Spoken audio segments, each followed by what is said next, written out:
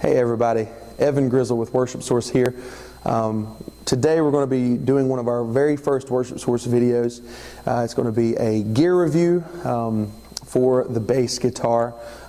Thank you all so much. Before we get started, thank you all so much for all of your help, for all of your contributions to our website, for all of our contributors. Thank you so much for helping Worship Source get off to a great start. Myself, my wife, and a friend of ours, Chris Manus, underwent this venture last August, and man, has it been an amazing adventure. God has continued to bless us greatly. We've heard great testimonials coming in from churches throughout the nation, and thank you all so much for being a part of Worship Source community. Thank you so much for helping us, and thank you so much for checking out our site.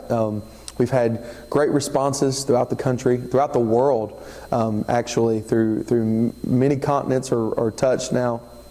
All because of a vision that a few of us had, and you guys have helped us so much to make this vision come to pass, and I really appreciate that. Thank you all so much.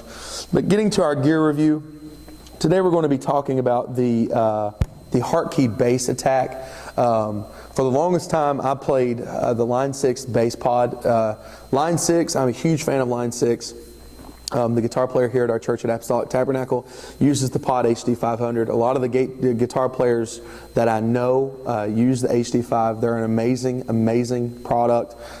Pretty much everything that Line 6 puts out, from microphones to modeling, amp modeling, for even their individual pedals, everything they put out is an amazing product.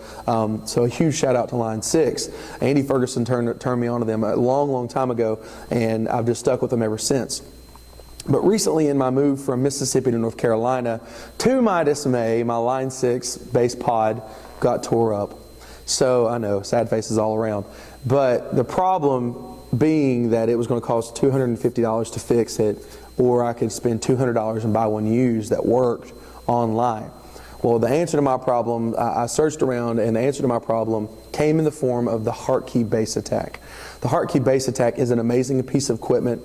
The Hartke bass attack takes the place of your amp or direct box. It takes the place of your foot pedals. Everything you need for a bass player is right here in this little box, minus the compressor. But this was my answer. It's a cheap answer. I think I paid $75 for this online on eBay. I know the bass pod runs anywhere from $200 to $300, new shape. I'm not sure that they make them anymore, but I found one for $150 was the very cheapest that I could find that was still in working condition, and I was able to sell the messed up bass pod and purchase the Hartke bass attack, and it has worked phenomenally for me. So to kind of give you a rundown of how we're running it through our system, we're using the Behringer Power Play system, which we're going to do a review on that in the future. The Behringer Power Play system is amazing, but what we're doing is we're running it through the Behringer Power Play system into our camera. I'm using my Lakeland 5502. Lakeland is an amazing instrument. I was blessed to be able to have this bass. I've only got a few $100s in this bass. It's a $2,000 bass, and I've only got a few $100s, and I'll say that. I was unbelievably blessed to find this bass. An amazing bass guitar, Lakeland, USA, assembled in Chicago. Huge shout out to Lakeland, but they're an amazing instrument. But in order to simulate, because I know most basses, I know the bass here at our church is a 5-string Peavey that has passive single coil electronics. Passive single coil electronics. So the EQ most of the time is rather hard to mess with. I know you only have a few different knobs that you can mess with on that bass. I think we've got 3 knobs. We got the volume for the first pickup, the volume for the second pickup, and a kind of a makeshift EQ. It kind of just sweeps through your tones. So it's not a very good bass as far as that setup is concerned. So with this bass, I think it's got quite a bit of electronics in there.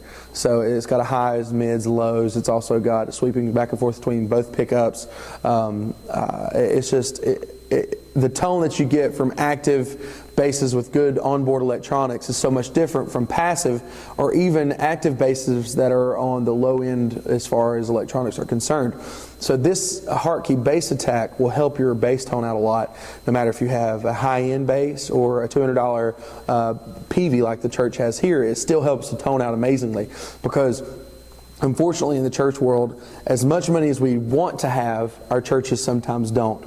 And it's completely understandable. We live in an economy where we're having to budget continuously, and that is fine. We're supposed to be good stewards. I am a firm believer in that. So with that being said, sometimes we have to make things work that shouldn't necessarily work. So with a bass that's $200 or $100 even with bad onboard electronics, you can spend $75, get a Hartke bass attack, and then the Hartke bass attack can help out your tone amazingly. Okay, so what we're seeing now is just both lights are off. So what we're seeing now is just a line straight through. This is what you will hear. This is all flat EQ.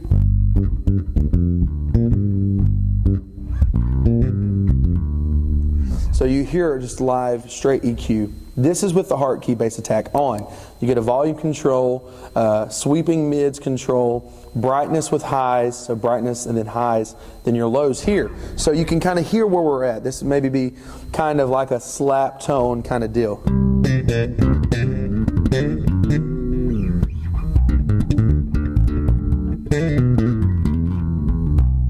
So you kind of hear where we're at. So we're talking about like the P bass tone for the rock, Christian rock kind of movement with the Hillsong and different things like that. You can kind of see where we're at. Okay, so this would be more of the P bass.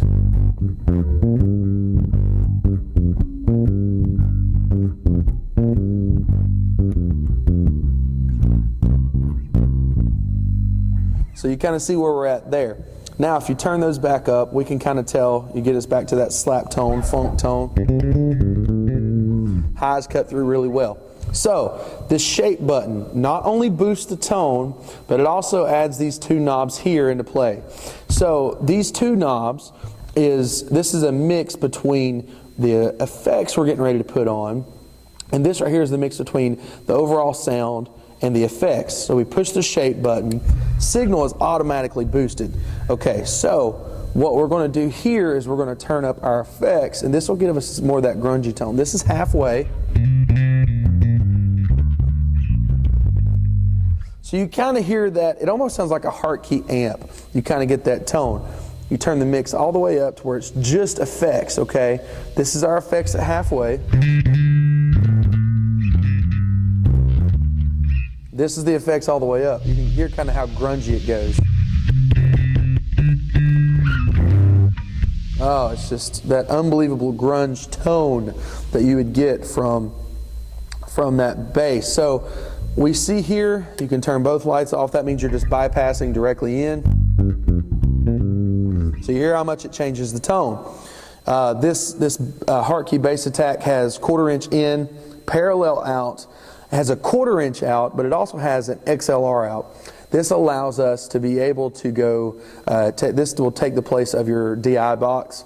Another thing is, I don't know if you can see it from the video or not, it also takes a power adapter. You can either use onboard power here, or you can use a 9-volt battery that you can put in from the back. It has a bypass switch where you can completely bypass the bass attack even if it is on.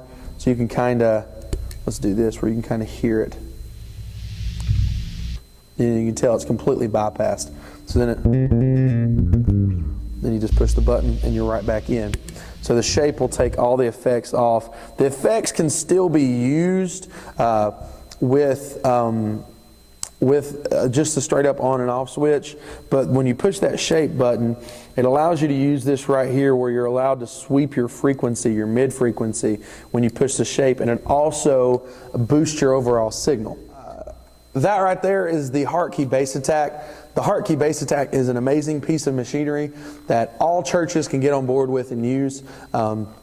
It works really well for me, for everything that I use it for, everything from Israel and New Breed to Planet Shakers to Hillsong. I don't know, like the Darlene Sheck music, you can use it there. I mean, pretty much whatever type of music you play, If you have a bass that is versatile, you can use the Hartke bass attack. It'll never matter.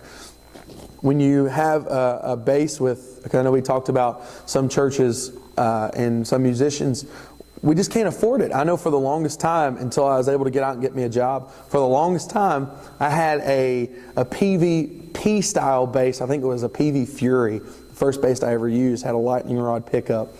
I mean, you have to work with what you got. So please know your equipment before you check into purchasing a Hartke bass attack. And the reason I say that is because the equipment you have, you may be able to make it sound a little bit better without having to go this route. But if you need a direct box, if you need stomp pedals, if you need that grungy tone, if you need something to help out your EQ, the Hartke bass attack answers all of those questions.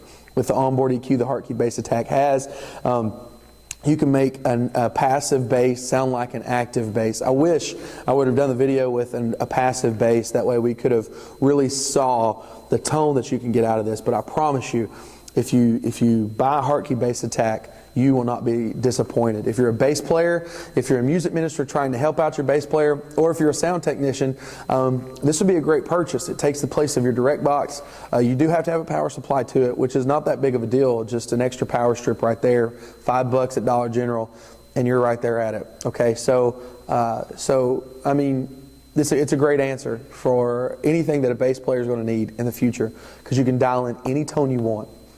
But the thing you have to do is you have to know your equipment. You absolutely have to know your equipment.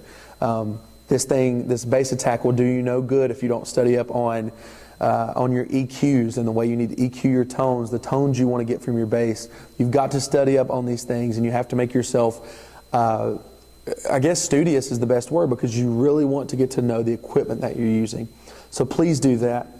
Thank you so much for your time. Hopefully this was a good video for someone out there. Hopefully it helps someone. Hopefully it blesses someone. Hopefully it answers some questions.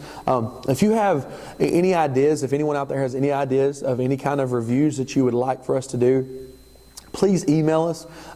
It's info. Email us at info@worshipsource.org.